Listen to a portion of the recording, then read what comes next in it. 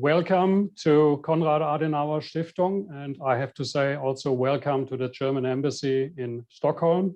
Welcome to our webinar today, which is called Future of Migration from Perspectives from Sweden, Denmark, and Germany. Before I guide you through this program, I would like to present myself. My name is Manfred Schüler. I'm the Deputy Head of the German Embassy in Stockholm. Allow me to start with a few housekeeping matters. Of course, it's helpful if you stay muted while listening to the different interventions. We will start off with 3 impulse statements of our speakers, and this will be followed by a Q&A session. You will use, or you may use, the Q&A function at the right of the screen, and we will try to take as much of your questions as possible. If not, we will try to work them after the session. I also would like to mention that this session will be recorded, and you can see it later on the YouTube channel of the Konrad-Adenauer Foundation. Before we start into this interesting topic, I would like to give the floor to Gabriele Baumann, who is the head of the Konrad-Adenauer Foundation for the Nordic countries. Gabriele, please, you have the floor. Thank you so much, Manfred. Good afternoon and a warm welcome to our today's discussion on behalf of Konrad-Adenauer-Stiftung. My name is Gabriele Baumann, and I am the head of the CAS Stockholm office, which covers all 5 Nordic countries. I would like to thank the German Embassy in Stockholm, and especially Manfred Schüler, the deputy head of the mission, for a very good cooperation on preparing this important event. Our topic for today is the German, Swedish, and Danish perspective on the future of migration.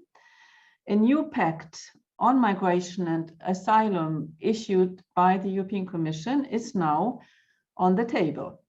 It has been and still is essential for the European Union and its member states to agree upon a coherent and credible long-term approach on migration.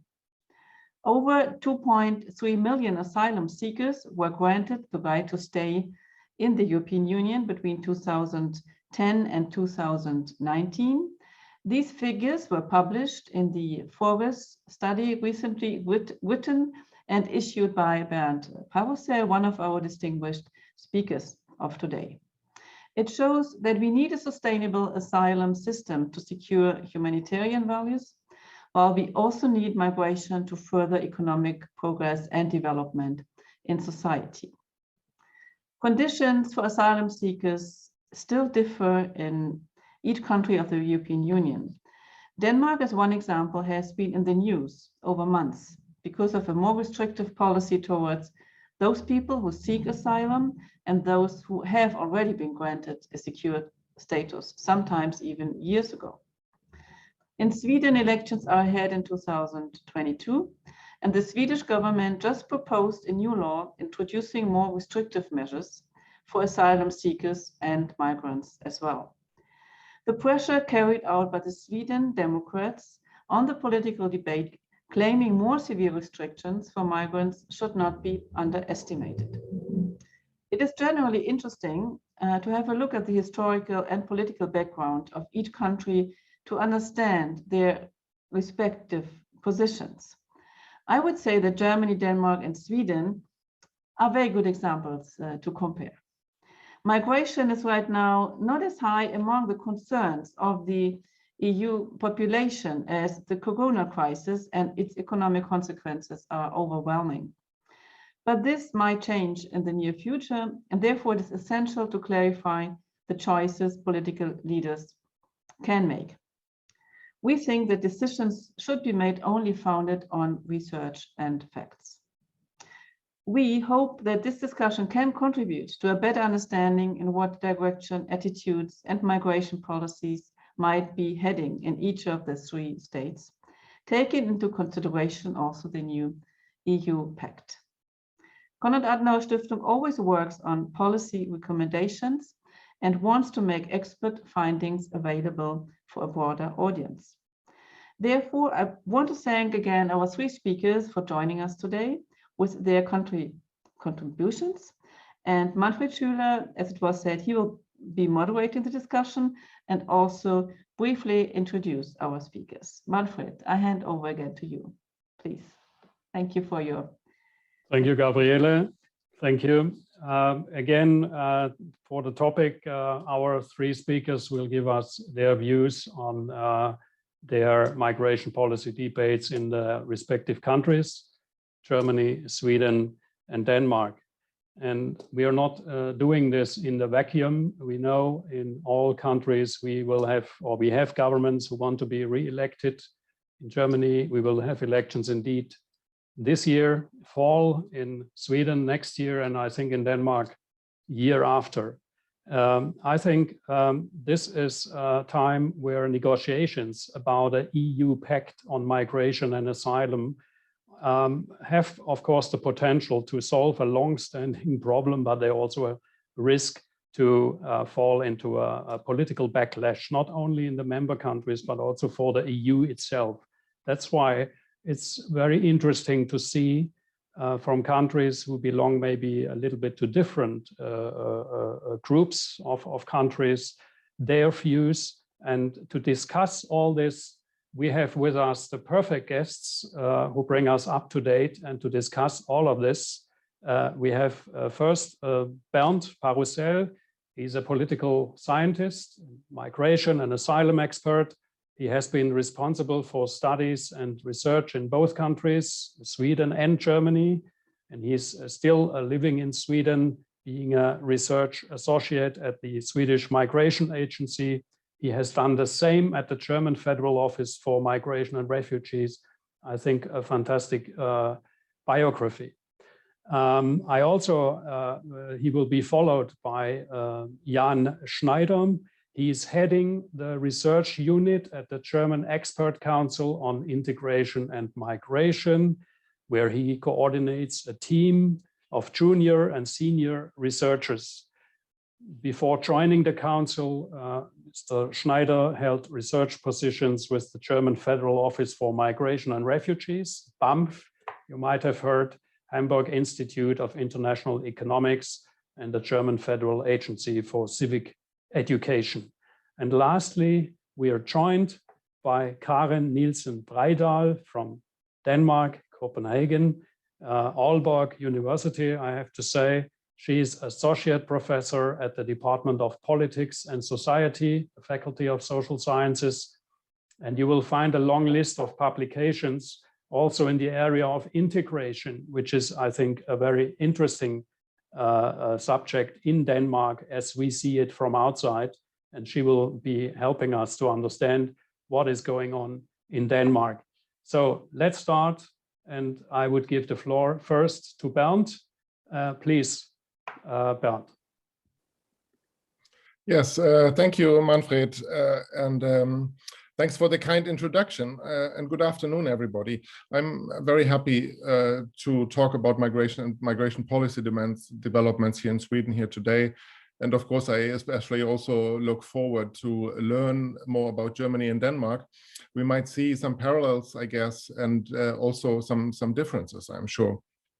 But let me start by saying that last year and also still today, migration to Sweden has been very strongly affected, of course, by the COVID-19 pandemic. The statistics, Sweden recently reported that immigration last year was at the lowest level since 2005.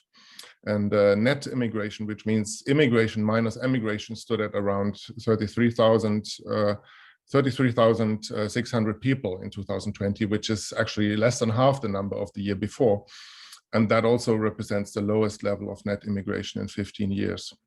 So quite a strong impact. And at the Swedish Migration Agency, we see this development as well, of course. The number of asylum seekers further decreased in 2020 to just under 13,000 people compared to 22,000 people in 2019. So the trend is similar also for all categories of legal migration. So fewer residence permits for family reunification or family formation, fewer permits to incoming labor migrants, and considerably fewer international students as well. So broad impact across all categories. A big question then, of course, is how this is going to develop further, how this is going to develop further this year and also during the years to come. I think generally speaking, we can expect that numbers will rise again, but we do not know yet exactly when this will happen and whether the recovery will be quick or take a longer time. But it is clear that in the meantime that Sweden still needs foreign workforce. We see that employers do have a need for incoming workers, and there are also many people in the world, as we know, who are fleeing political persecution, conflict and violence. In fact, more people than ever, and this will certainly affect Sweden as well as many other countries. The Swedish Migration Agency just published a new forecast report today, which it is doing several times a year, and the expected number of asylum seekers for this year was adjusted downwards for this year to around 11,000 to 19,000 people. So somewhere in between these two numbers is the scenario for this year. So according to this, we are not going to go back to pre-pandemic levels already this year. But there are many other factors, of course, that affect migration apart from COVID-19. And now I'd briefly like to talk about migration policy development here in Sweden. In 2014, if we go back there, and during the so-called refugee crisis in 2015, Sweden had a very high number of asylum seekers.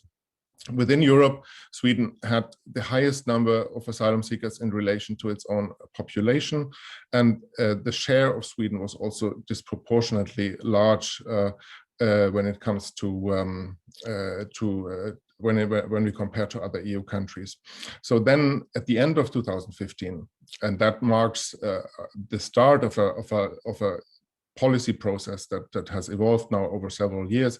Back in 2015, the Swedish government pulled the brake somehow, and in 2016, Parliament then adopted a new law that was aimed at making Sweden less attractive as a destination for asylum seekers. So, in this restrictive reform had three main components.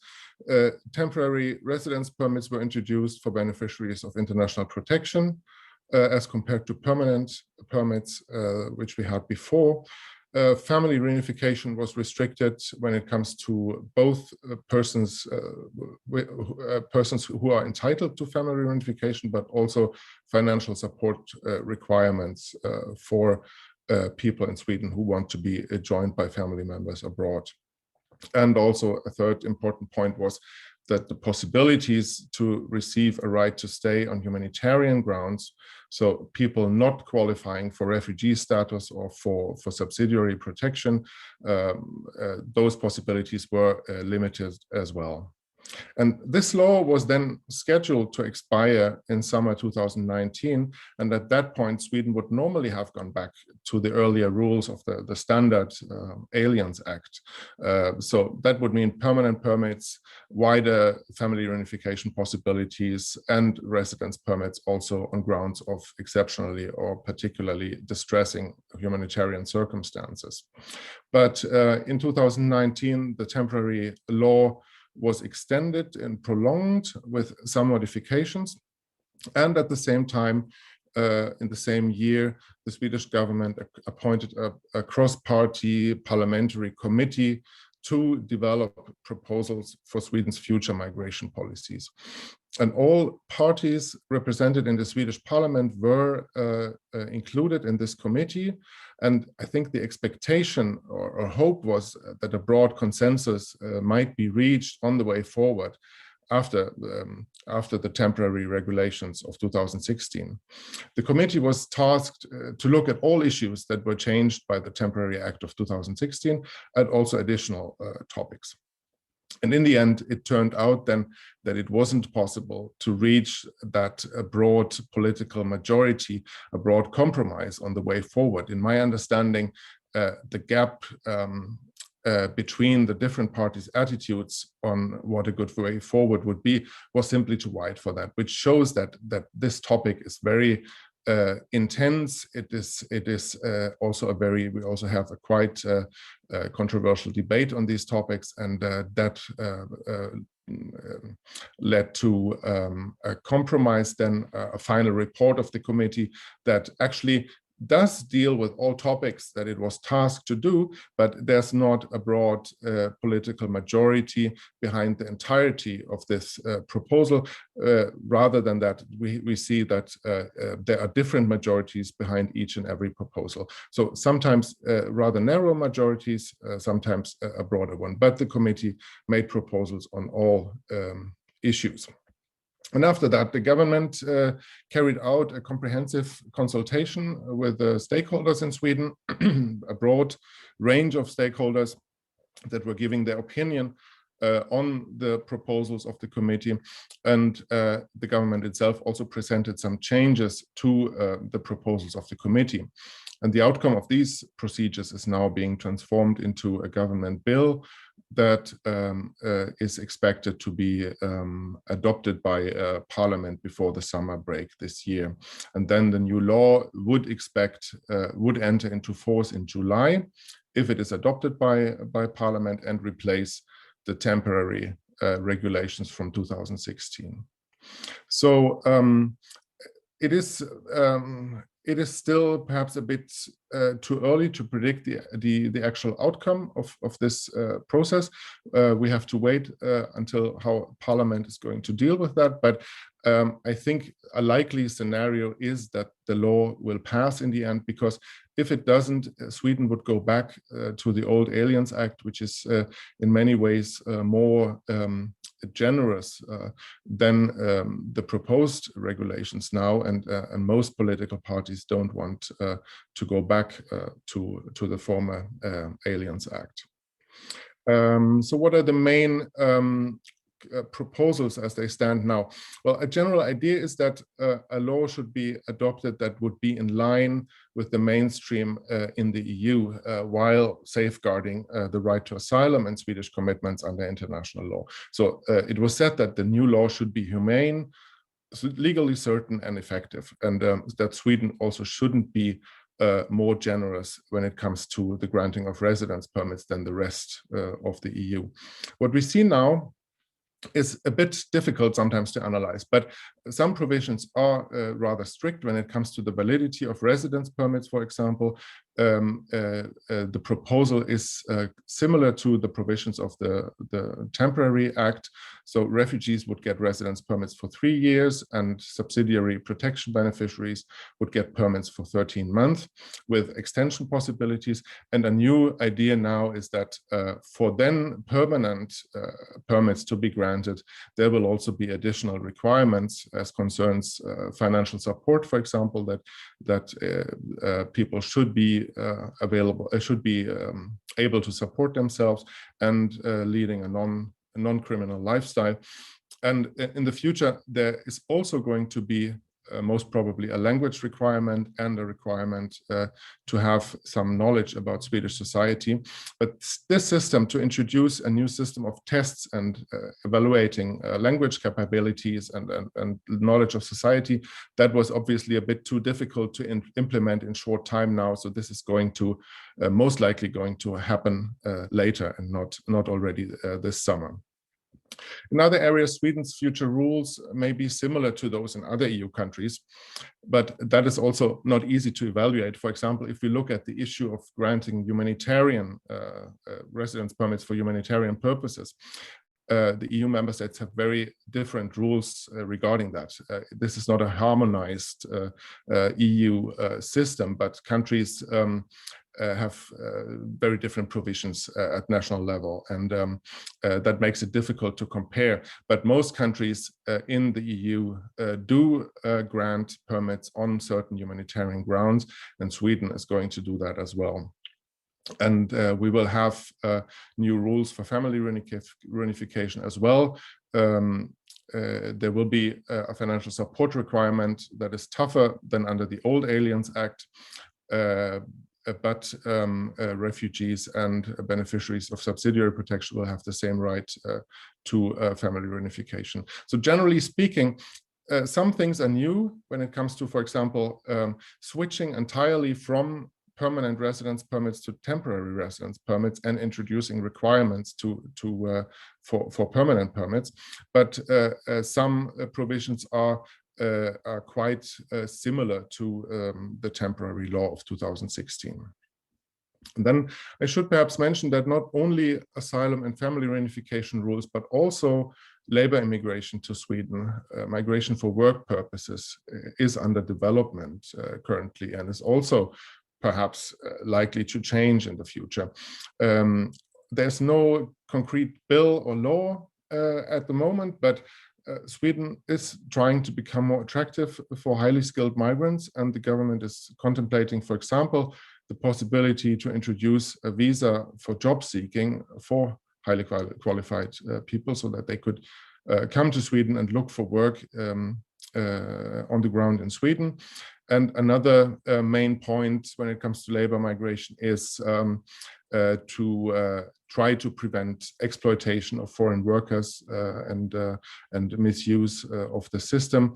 Sweden has had problems with that for many years now, and there was also we have also seen a lot of debates around so-called talent expulsions. That means that labor migrants can lose their right to stay in Sweden because not they themselves, but their employers are not in line with working conditions, for example, and break the rules for residence permits for work purposes. So this problem that sometimes even highly qualified people have lost their right to stay in Sweden because of minor mistakes, that is something that has concerned the many political parties and other stakeholders for many years, and that is also being looked at the moment. And then if you look further into the future, we have the European context as well, of course, which is so important.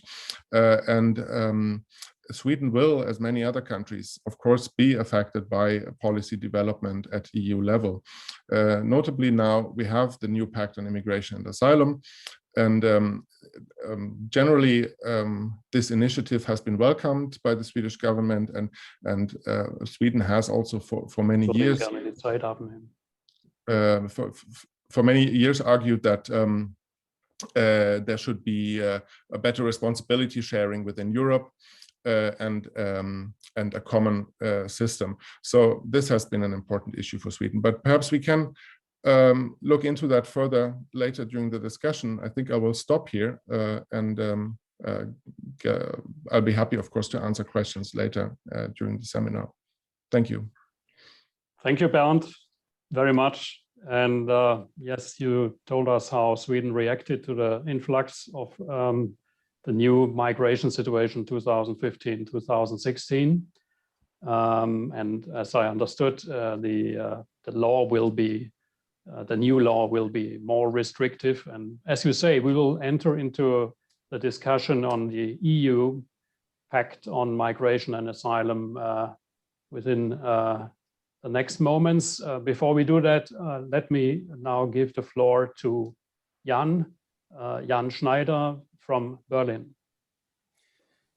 Yes, thank you, Manfred, and hello from Berlin, where very unexpectedly sun came out. It was raining all day, and I don't have access to the office next to me, which could pull down the shades. So, but I hope you see me well with some contrast, and I see my screen, which I'm going to share as I try to prepare at least some slides to follow my brief intervention, which is supposed to be not longer than 10 minutes. It was great to listen to Bernd's presentation and also get an idea of the new ideas for legislation in Sweden. And one of the maybe big differences which occurred to me only now is that, as it seems, Sweden much more seems to apply a reform approach to migration policies, because when I thought of changes in German migration and asylum legislation over the past years, this has really been a piecemeal approach. We had changes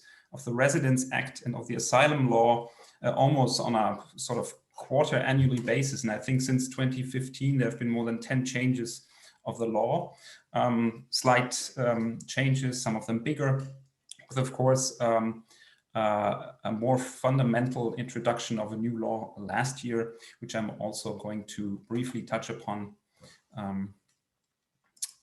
later on. So I have to try to find out how I can switch. Yeah, there's actually 4 topics which I would like to touch upon. The first is a look at statistics and numbers, humanitarian admission this year and last year. So how did the number of asylum seekers develop under the COVID-19 crisis, and what is there to expect? My second point, some brief words on Germany and the common European asylum system, also in the preparation and its position towards the September 2020 new pact, which was tabled by the Commission, and how this relates maybe to Germany's interests. And the second part of my brief presentation will deal with the legal facet of migration, as the big domestic issue of the last 2 or 3 years was the development of the new Skilled Worker Immigration Act, which came into force in March 2020, with, of course, very tiny results, as there were no skilled workers to travel to Germany since March 2020. This coincided with the lockdown and almost the complete closure of borders. However, some of the contents of this law are quite interesting, also with regard to the future of migration, and also maybe with regard to the link which all policymakers in Europe and the member states, I think, make up their minds, and that is how to replace irregular migration, which does not qualify people for international protection, could be rerouted into legal channels, as European economies are desperately in need of skilled workers, particularly if you look forward a couple of decades. And the last point will touch upon a very special regulation in that sense in German legislation, a regulation which privileges the 6 countries of the Western Balkans and is responsible for a large part of the legal migration visas for work over the last few years. So looking at asylum, just to give you a brief overview, and I only looked up these numbers this morning and I was surprised myself. I mean, what we can clearly see is a drop in the number of asylum applications between 2019 and 2020. 2020 was down to 122,000. I also display the 3 most important groups of refugees, of asylum seekers here. By the way, these figures includes first applications and also follow-up applications.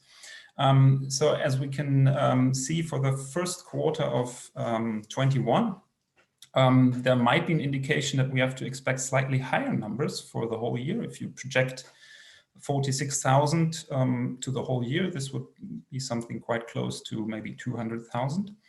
And we see also a significant increase if compared to the first quarter of 2020. Now, what is interesting is that normally, if we look at asylum statistics, up to 90% are first asylum applications, people who arrive to the shores or the borders of Germany and make their first claim for asylum. In these first 3 months of this year, 2 out of 3 applications were follow-up applications. So that's quite interesting. And I think that's wrong. It's actually 1 out of 3 applications was follow-up applications, so about 30-something%. And among the group of Syrians, which still make up for the highest number of asylum seekers, more than half of them was follow-up applications. So that means people who are in the country. It just gives an idea of that the asylum administration in Germany is not really does not have fewer applications on their table. Just the character of asylum procedures seems to change. Now, other aspects of humanitarian admission, Germany about 2 years ago also introduced with models in Canada and the UK, a private sponsorship program in order for civil society to engage in actively taking in people in protracted refugee situations referred by the UNHCR. And unfortunately, this program came to a complete standstill due to the corona crisis, but there's there were first families, I think a couple of dozen people came on the basis of this new program. And of course, it's supposed to be taken up again when the time comes. Germany also made headlines for its diverse relocation programs from the Greek islands. So in 2020 and 21, about 3,000 particular women, children, and vulnerable people were taking in from the Greek islands. The issue that already Bernd touched upon the admission of family members, that was one of the highly debated changes in the law over the last couple of years. There was a cap introduced for beneficiaries of subsidiary protection. So they would, in the beginning, not be allowed to bring their spouses and children in. Later on, there was a cap of a maximum of 1,000 visas per month. Which posed some problems to the families, but over time, in particular now, seems to mellow out and work quite well with the demand and the number of visa applications. While of course, visa procedures abroad is always a problem. One last point is that there's more than 500,000 third country nationals with a pending status at this moment, and about 200,000 of them don't have a valid residence title. So they on what we call Duldung, a temporary tolerated stay. And that, of course, gives an idea of the fact that return is one of the big issues and has been one of the big issues in Germany, and also in relation to the new pact. Is very prominent, a very prominent issue. Now, if we look at Germany's position towards the pact, the 2015-2016 events with Germany being alongside with Sweden among those countries taking in most asylum seekers, sometimes more than 1 million per year. There was a large domestic debate in the years to come, that is between 2016 and 2017-18, that this should never happen again, because it really completely changed and turned around the domestic political climate. It made way for the alternative for Germany, the AfD party, to get into almost all parliaments everywhere, including the national parliament. And there's a lot of consensus among policymakers, particularly of the current Grand Coalition government, that this should never happen again. And part of this was that an informal upper limit of migrants coming to Germany was agreed upon, and that was 200,000 per year. So ever since then, there have never been more than 200,000 people coming in per year. Germany had a strong stance and position over the last couple of years in preparing the new round of EU legislation, which is now on the table, and most recently provided some food for thought, as it was called, a non-paper of November 2019, which had a large focus on the topic of procedures outside of the borders or at European borders, and made, I think, really paved the way that this came into the pact. There is right now, or basically, a great support for the Commission's new pact. However, the German government, which was holder of the EU presidency in the second half of 2020, did not really have a chance to bring that forward. Against primary intentions. The pact was expected much earlier in the year, and some had thought that the German government might be able to strike a deal among member states until the end of 2020. But as we all know, this has not worked out. In generally, I think we can say that also the domestic debate, including opposition and civil society, is a constant and fierce debate trying to balance the humanitarian commitments and deterrence policies, as we have also seen it in Sweden, and bring that into an equilibrium. Now, as I look to my watch and maybe have a few more minutes, I would like to shift the focus a little bit to the legal migration and the new legislation, which has been much debated on the second path, so to speak, beside the humanitarian admission and the asylum crisis. And that is the development of the new skilled immigration law, partly on the basis on the analysis that Germany in the future will need a lot more of skilled workers for the skilled professions. That includes many, many different sectors, which we don't have the time here to get into. There was the law came into force after long discussion, as I said, last year.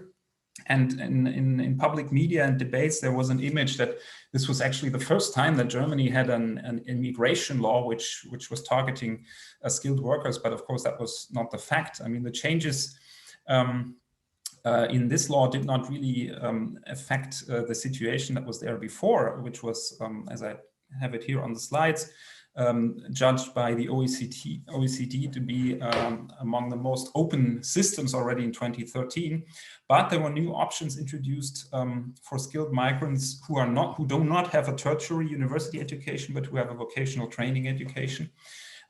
They would be able to be hired in all sectors of the economy, not just in bottleneck occupations. They would be able to go without a full priority check of the domestic labor force. And the only provision was that applicants would have a valid job offer and the most important criterion, equivalent certificates and skills credentials. There were also introduced some new alternatives for the recognition of foreign qualifications if this equivalent criterion could not be fulfilled. So that was always the big barrier for third country nationals, particularly for people, let's say, from sub-Sahara Africa to come to Germany, even if they could find a job. Their certificates and skills qualification certificates would never match and be accepted.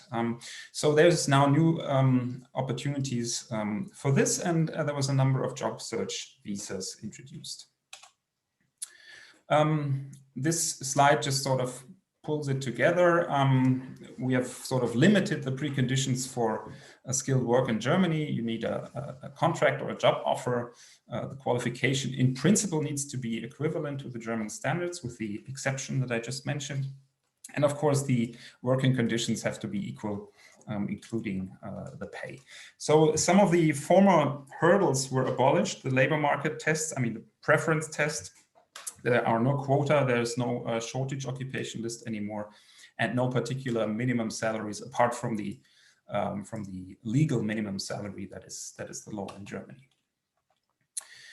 My last point, and I decided to introduce it here because it might not be known everywhere, and it has developed to be one of the big and important channels for migration to Germany, for labor migration, and that's a very specific regulation which Germany has introduced rather silently as a result of the large influx of asylum seekers from the Western Balkan countries. And as you know, that most of these asylum seekers did not qualify for international protection and had to return or had to be returned with all the difficulties associated with that.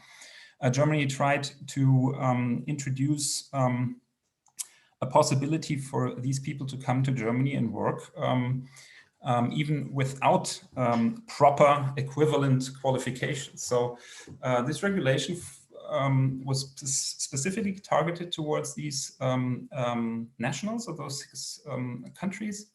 And there was no proof of the equivalence of qualifications and or of language skills or any other thing requested, apart from a valid job offer and a check of the labor administration that the labor conditions would be according to the law. And this was supposed to end in the end of 2020, was responsible for sometimes more than 60,000 applications per year, with about 25,000 visas granted every year.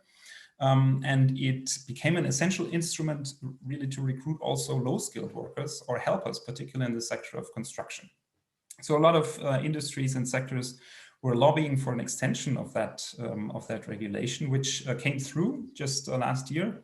So it was extended, but it was capped as a political compromise with a maximum of 25,000 people coming on the basis of this regulation from those 6 countries per year. Of course, the bottleneck and the problem of this regulation was that it is hard to issue visas very quickly. So if a construction site in Berlin needs workers and had a good connection to, let's say, Bosnia and would recruit 10 workers, they would each have to get an individual visa. And that would take months and sometimes years, but the German government is still working on making the process much faster. We just had a very interesting online discussion with the German diplomatic mission in Pristina, and they are going to step up their personnel in the visa department for 12 people this year. So there will be 12 people more working on visa.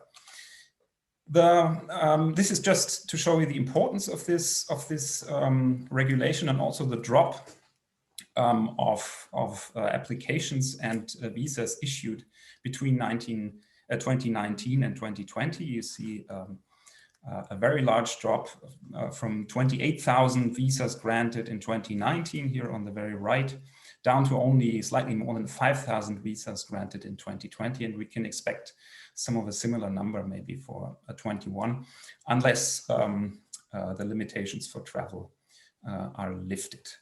So this is going to be my last slide. I hope I'm not too far beyond the time limit. There has been quite an interesting debate on how to extend or transpose this Western Balkan regulation to other third countries, which might be the source or might be responsible for irregular migration targeting Germany or the European Union, such as, for instance, the Maghreb countries in Northern Africa. There's a lot of asylum applications from Tunisia and Morocco, which are not successful. But the question really is, analytically, what is the goal of extending or transposing or enlarging this regulation to other countries? Is it to meet labor demands? Because if we look at the demands of the diverse sectors, it's really, that is one of the main drivers. Or is it really an alternative to irregular migration, and therefore maybe one ingredient that within the new pact and new ways for legal migration and partnerships could lift the burden and the pressure on the European and German asylum system. So there is a general tendency towards more bilateral relationships in migration.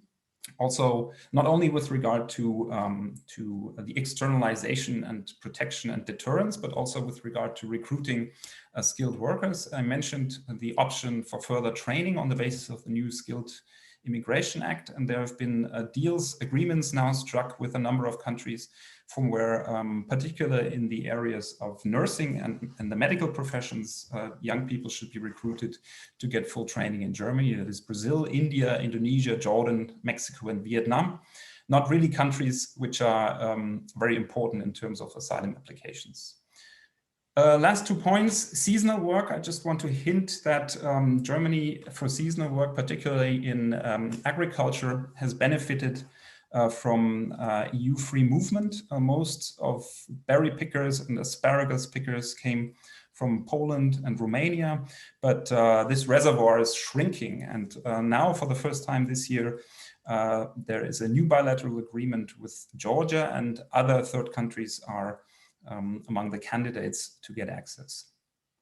So with a perspective of an annual need of more than 250,000 skilled workers annually by the year 2060, Germany might most likely foster more of those country particular approaches for recruitment, and also for controlling migration, which is relevant for asylum within the pact and beyond. I maybe leave it with that, and there might be more time to discuss individual aspects of what I've said in the discussion later. Thank you.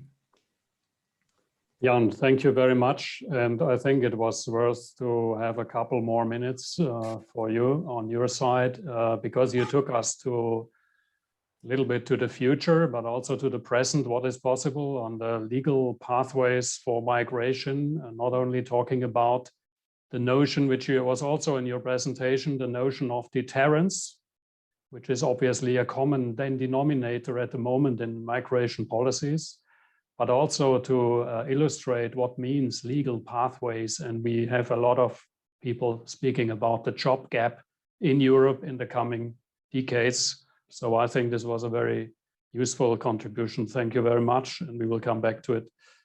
Karen Nielsen Breidahl, she was very, very patient. Thank you very much for that. And I'm so happy that it's now your turn. So I give you right away the floor.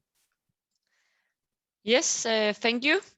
Yes, and I will present the Danish case, which I've been studying for around 14 years now, and it's a bit funny because at that time I had this feeling, back in 2007 when I started in this field, that can we be even more restrictive, But the policy is always changing in Denmark in this area, and there is a lot of things to say. So I think in my presentation, I will mainly focus on asylum seekers and refugees, that part of migration.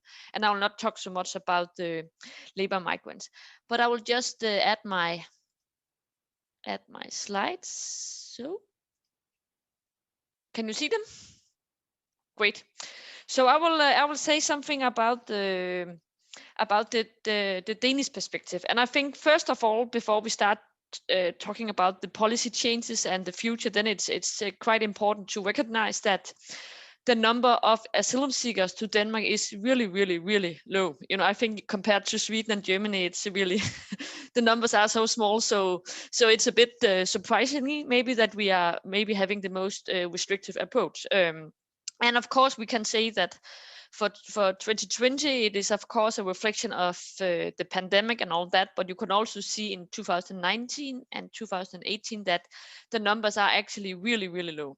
And when you look into the number of how many get a resident permit in Denmark, then you can see last year that it was only 600 people who were allowed to stay in Denmark for some time. So I think this is really an important starting point. Yes, and for this presentation, I will try to talk about three topics, three questions. And the first one is about the expected migration movement for the future. I will say a bit about that in the end, because I think we need to discuss other things before we can say something about that. And then I will say a bit about the new EU migration pact, which and how Denmark relates to that. And then I will start out now saying a bit about the latest national policies and decision in the area of migration and asylum politics. Because as Manfred he mentioned in the beginning, that there is a lot of discussion in the media about what is going on in Denmark, and it's a bit funny that even media in the US, they are very concerned about Denmark and what is going on, and I think that's something we get used to in Denmark, and I think it's something that the politicians they get used to, that we are very restrictive, and there are a lot of talk about what is going on. Yeah, so I think we need to understand a bit about the context of Denmark before understanding these new legislation and proposal about asylum and refugees. First of all, I think in a longer historical perspective, it's quite interesting how Denmark actually in many ways was a latecomer, especially compared to Sweden, because even though we received guest workers in the 60s and 70s and refugees, they start to come in larger numbers in the 80s, then it took a lot of years before the Danish politicians, they recognized that this is something permanent. So it was in the beginning of the 90s that we actually had a formal integration policy. So it took a lot of years for Denmark to recognize that. But if we take the current situation, then I think in many ways Denmark is a restrictive frontrunner, and depending on your normative stand in this area, you can have many opinions about that. But Denmark is in many ways a restrictive forerunner. So I think that is important to take into account. And then I also think it's important to take into account what is actually rhetoric in this, what is practice, and what is tokenism.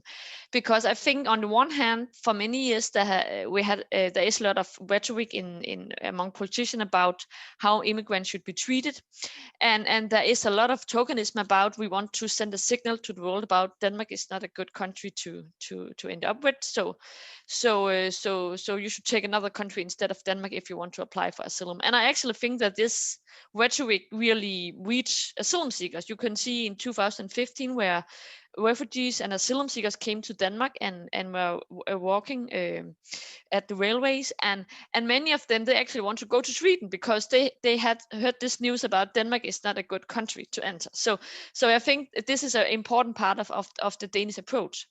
And then there is of course also something about practice that we have some quite strong municipalities who is taking care of integration policies, and there are a lot of other things than immigration rhetoric.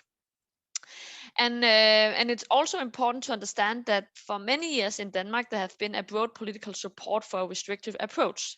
So this has been the case for many years, especially because the Social Democrats, they have recognized that if they want to gain into parliament and they want to have influence on what is going on in the political landscape in Denmark, then they have to buy this rhetoric. However, you can also see that within political parties, not only the Social Democrats, but also the Conservative and Liberal parties, that there are critics about this line because the restrictive approach in Denmark is so restricted now that people who see themselves as liberals, they have some problems in supporting this legislation. And then I think what is really, really important to understand is that from my point of view, I think Denmark have reached a point now where there is conflict and concerns between migration control to protect national borders and between integration of newcomers. I think the approach now in Denmark is so restrictive, and I will come back to that it maybe create barriers for integration and for actually helping people into employment and all these things. So I think that's important. So if we take the most recent changes in national legislation in Denmark, I think one of the most important one is the paradigm shift, or which we call it in Denmark, from 2019, and at that point, a majority in the Danish parliament, they decided that we should have a paradigm shift. We should not talk about integration anymore. We should talk about repatriation. So the rhetoric was that when asylum seekers come, and if they get resident permit, then they should not expect to stay. So the whole idea about integration has in the rhetoric changed in many ways. And this is what we see now. I will come back to this discussion about sending Syrian refugees back to Damascus, but it's actually just a manifestation of what was decided in 2019, that there should be a temporality of protection for all spontaneous asylum seekers and as well as for resettled refugees in Denmark. And this is why I say that there is a problem for integration now, because in my research, I'm also studying municipalities. I'm studying street level workers, refugees, how they come to understand what is going on. And it's really clear from quantitative and qualitative studies that the motivation to be integrated is not easy for refugees, because there is this rhetoric about being sent back. Every time they have a meeting with a caseworker in the municipalities, people with resident permit, they are told, hey, hello, you should remember that you can go back tomorrow. Please let us know if you want to go back. So this is the rhetoric all the time. Yeah. So this was not the beginning of the restrictive approach, but this was the beginning of really talking about that people should not stay. They should only be here for temporary periods of time. Yeah. So now we have this discussion in Denmark about return of refugees to Syria. And this picture, I don't know how much you follow the debate in Denmark, but the young lady here, she is a refugee from Damascus, and she is on her way to finish her high school degree, and the guy, he is the what you call a rector of the gymnasium in Denmark, and he has been very active in the media, being very critical about this approach. And she is not the only one. She has been a lot in the media, but there are, I think, around 500 Syrian refugees who have got this letter where they were told that their refugee permits were not revoked, or it was simply not reviewed. So this is the situation now, that we are actually or not we, but the politicians, they are the majority, they try to send Syrians back. And the problem in this case is that we will have to do with the Danish go it alone process. So other countries in Europe are not sending people back to Damascus. The politicians all over the world is really highly criticizing it.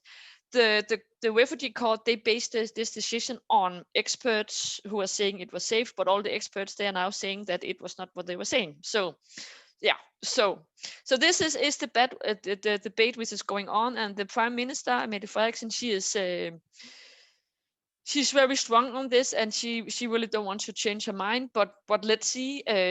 I think that most people, they recognize that you cannot send these people back because they will not survive properly. So what we will do is that we will put them into deportation centers where they will wait. And a girl like the lady on the picture, she will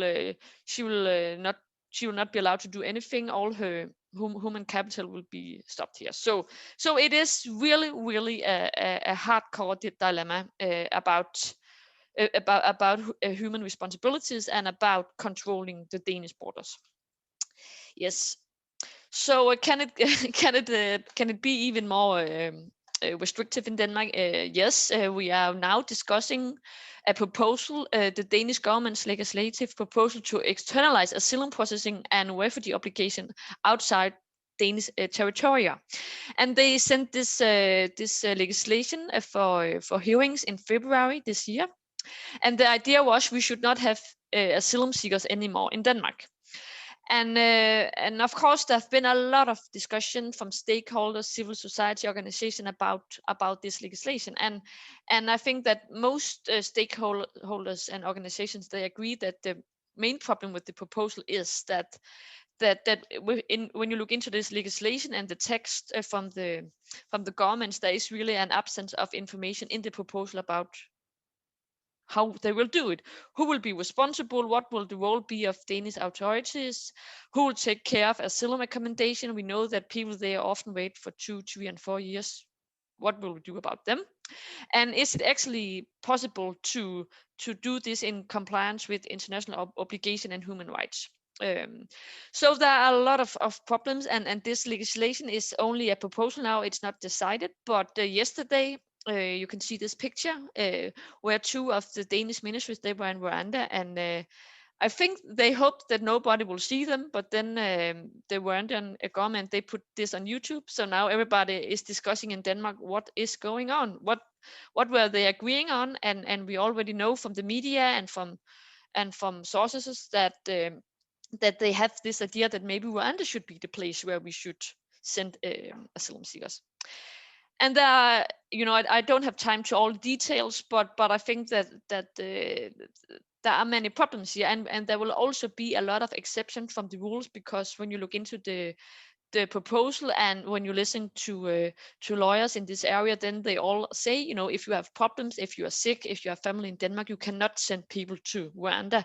They need to be in Denmark. And from my research studying asylum centers and actually going out there and see what is going on, there are a lot of asylum seekers in Denmark who have a lot of problems. So yeah, it's from some perspective, it's quite interesting. What will the next step be? But I think that is really, if this will be the result, we will also see a situation where the refugees or the people who get resident permit, they will not be allowed to go to Denmark, so they will have to stay in Rwanda or whatever. But I cannot. I'm sorry, I cannot say anything precise about the end. But let's see. And then when we talk about the EU situation and the new migration and asylum pact, which is now under discussion, then if you look at the government, what they officially are saying, then they have this stand that that they are disagreeing in much of it, and they are ready. The government is ready to take unilateral action on this. So they are not, as I see it, interested in too much collaboration with this act and what is going on here. So that will of course also be a big problem, because if Denmark, they say no and just leave the collaboration, then what will other countries do?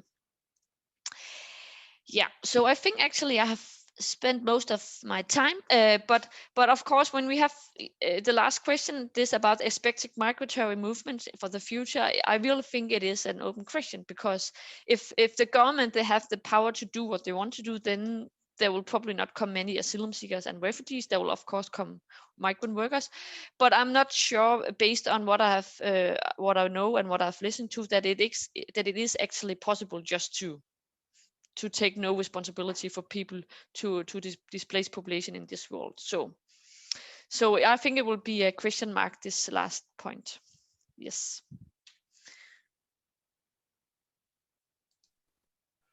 Thank you, Karin. This was a very clear, candid insight to Danish migration policy, and we are all digesting the news you mentioned in some ways. If I may now lift what we heard to the European perspective back again. Also, we don't know how harmonized this could be in looking to these different approaches. But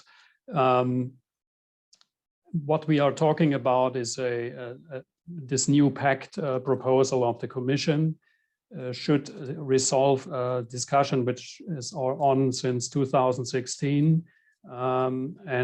This main problems, let's say the main sensitive political problems, is obviously the follow-up of this Dublin procedure. And we are now facing three conflicting interests, three groups of countries who receive most of the asylum seekers, among them Germany, and France is also one of them, Netherlands, Sweden, at least was receiving most. And they want that countries at the external borders are fulfilling their obligations and control better. And we have all these things now around how to avoid this kind of events in hotspots and bring a more professional, efficient asylum procedure to the external borders, which also is touching upon this issue you mentioned, Karin, externalizing. Also, they are talking about third countries where this procedure should take place. But it's going in this direction, and this pact is proposing something like doing it at the border under a fiction that this person is not has not entered the EU yet. So this is one group. They want better procedures and better control in the countries of first entry. And then we have these countries of first entry, and they say, no, we need sharing responsibilities. This is a too big burden. And they are, of course, calling for mandatory relocation. And then we talk about this, we talk about a third group who doesn't want this mandatory relocation at all. And they want no solution in this sense. And there is the big question, how can solidarity then look like? And maybe also some of these other countries are using migration in a kind of political sense in their domestic situation. Now, this is very, squaring the circle, tough work for the Commission, but also for every member state. And I just wanted to ask you, what is the common denominator? And coming to lower numbers of arrivals, or even like Jan gave us some hope, looking to how making migration and arrivals also, it's too much to say, but a kind of win-win situation for everybody. Maybe, I don't know, Bernd, if you would like to answer that, or Karin, did you switch yourself in? No? Okay. Then I would ask Bernd, maybe you can comment on this, your prospects on this the dilemma which we are, and this I think is on the table also now is something else discussed in Brussels, more the technical things. Yes, well, it's a difficult question, but and also I think it's so difficult to make sense of the pact because it is such a complicated, such a difficult simply in many ways enormous piece of legislation, a huge package, and it's difficult to make sense of what it actually would mean if put into practice. But there are a lot of proposals in there that are interesting, I think, and also, I mean, from the Swedish perspective, I think the issue of solidarity is important, because when we think of how the situation was in 2014 and 2015, that really came as a major shock to Sweden that has had a huge impact on public opinion and the political discourse in Sweden about migration and asylum. And if we imagine as a situation where the number of people looking for protection would have been shared better across Europe, then perhaps that shock wouldn't have been that big, and there would have been a sense that at least all countries are taking the same level of responsibility, are taking responsibility of the situation. And now Sweden is a little bit off the hook, because I think most migrants now are not even they can't even enter the EU anymore, and if they do, they get increasingly stuck in, for example, the Greek islands, or in Cyprus, or other countries at the external borders. And now it's these countries in the Mediterranean that take such a high share, and that experience that there is no real system of responsibility sharing in Europe. And what will they do? Yes, of course, they will become more restrictive as well, and try all kinds of strategies to become less welcoming, including very questionable practices at the external borders, and that is a problem. And I think if we had a better sense of solidarity, a better responsibility sharing in Europe, then those incentives for countries to adopt deterrence strategies would be more limited.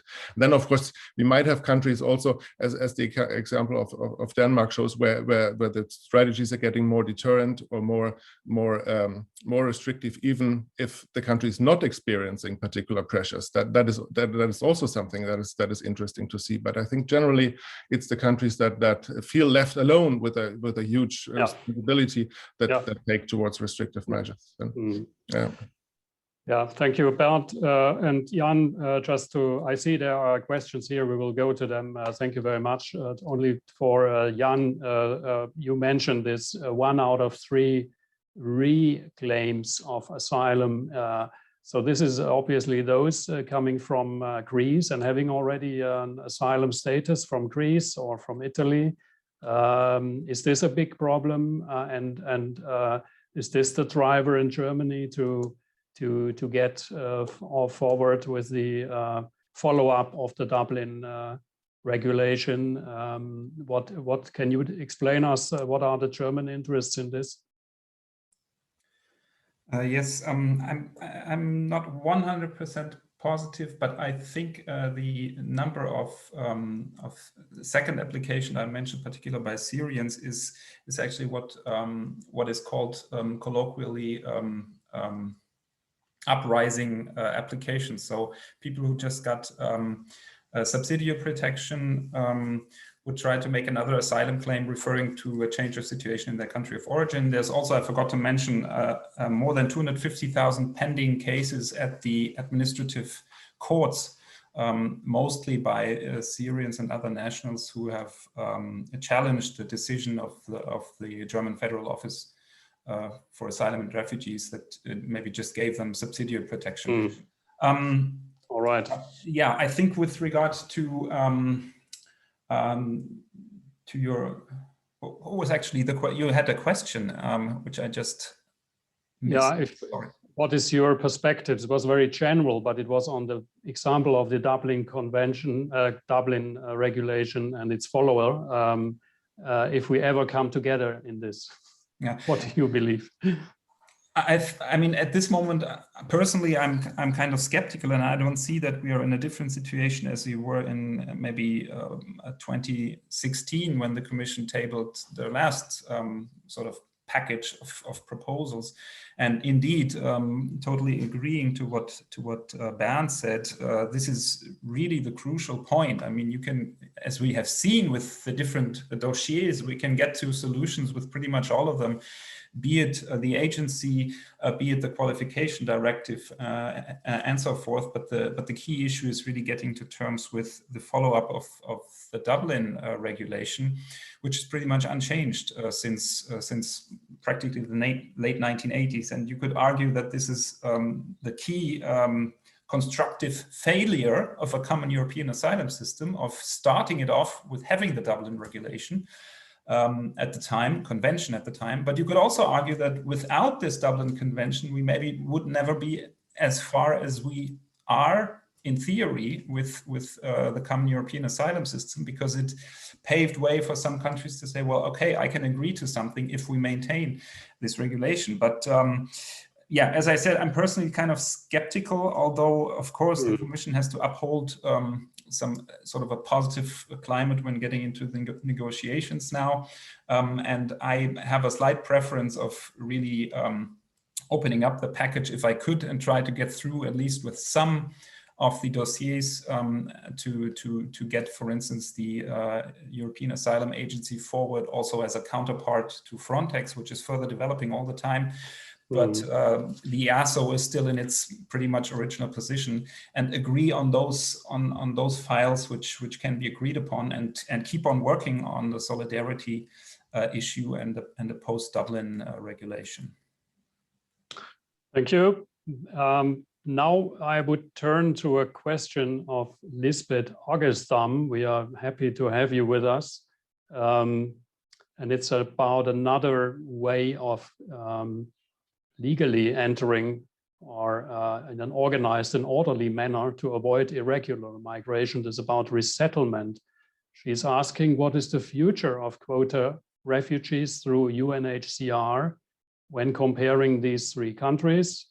Is there an increase or a decrease? I can say, even for Sweden, because we are looking to that, they are quite generous in this, and they have a high number. And I think they will even lift this number by those who could not, because of COVID, be taken over during this year. But maybe Karen, can you say something about resettlement increase or decrease in Denmark? Is this another issue? And maybe Karen, you also could answer the second question or the second remark. That's right. There is a European Court ruling, a Court of Human Rights rulings to be expected on the issues you mentioned, on conditions in these centers and also on returns. What do you expect? How will Denmark reply to rulings from the European Court of Human Rights? Yeah, regarding the first question, I think the argument is that that if we manage to make an asylum system where people cannot apply as spontaneously, then the government, they will take in more quote refugees from UNHCR. But I don't know. But again, they have, the current government, they have opened up for starting taking quote refugees again. But it's not settled totally what will going on. But I think if they managed what they are planning to do, then there will be a bit increase, but it will be maybe 500 quota refugees per year. So it will not be many, but more than we have now. Yeah, regarding the other question, I have participated in several webinars about this, where a lot of very clever lawyers in Denmark, they have discussed this topic, and I think that it's actually quite unclear whether they will follow it, because first of all, we are not a part of this EU asylum directive of asylum accommodation, so we are not part of this basic level. I think Denmark and Ireland, maybe they're not part of it, or Denmark is not. So we have not signed that agreement. So we are not part of that. But on the other hand, they keep saying in the proposal that they will of course follow the international human rights regulation and all that. So but it's unclear to see from the proposal how they will do it, because it's really unclear. So I think formally the idea is that they will follow the international standard, but whether they will also follow the European Court standards, I'm not sure. Thank you. This was, by the way, a question by my colleague from the German embassy in Copenhagen, I have to say, Joachim Bleiker. He's obviously following this naturally very closely. Do we have other questions? Okay, there is a question.